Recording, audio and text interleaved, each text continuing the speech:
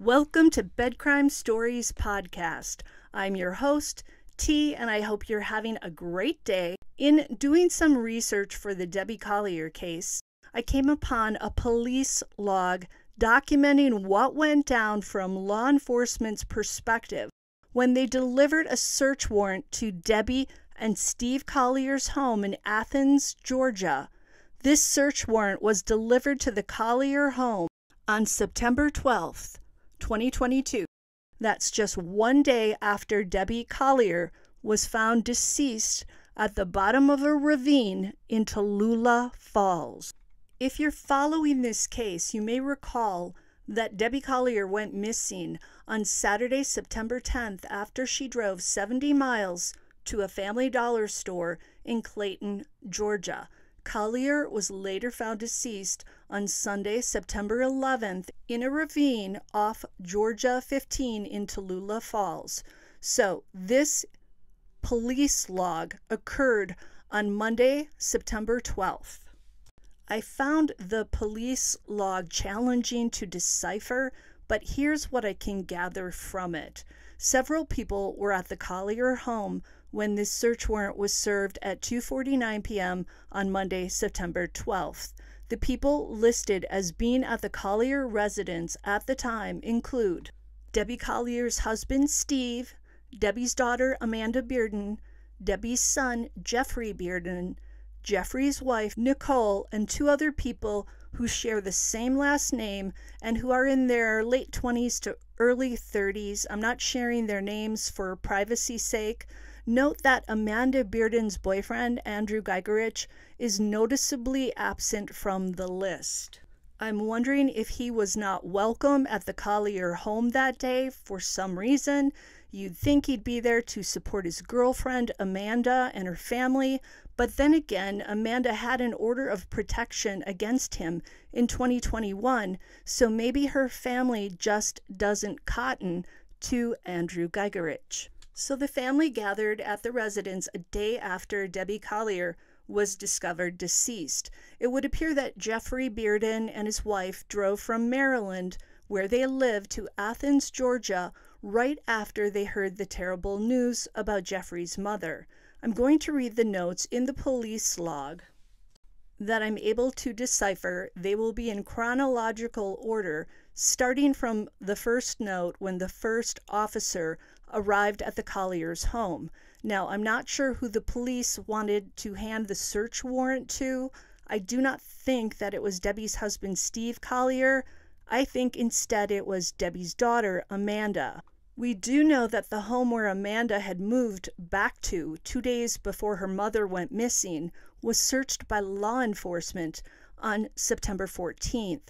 So that would have been 2 days after this search warrant was handed to somebody in the Collier home.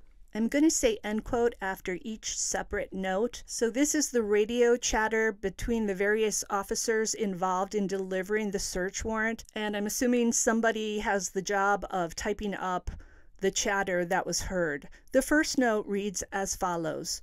Per Detective Black, need units ER to this location to lock this residence down until we get there, end quote. Let me just interject here that it's come to my attention that it's standard practice for the police to clear a home or building whenever they deliver a search warrant to someone inside. So this clearing of the Collier home is not unusual, apparently. Let's continue with the police chatter. I have 4 vehicles in drive-through, end quote. Note that I think the drive-through the officer's mentioning is perhaps a business nearby the Collier home where those officers are waiting in their cars for the signal to begin, or it could be referring to where various cars of the Collier family members are parked at the Collier home. Let's continue. I'm at the bottom of driveway, end quote. House full, end quote. House full of people. Dog ran out to me. Give us radio, end quote. Hang out outside with everyone, end quote. Clearing residence, end quote. Coming to driveway, end quote. Residence clear, end quote. Transporting one female east, end quote. Let me interject here. I think this note may be referring to the police taking one female out of the Collier home to the East Precinct, as in the police's East Precinct. And I would imagine that female would likely be Amanda Bearden, just because we know her home was searched 2 days later on September 14th. Let's continue.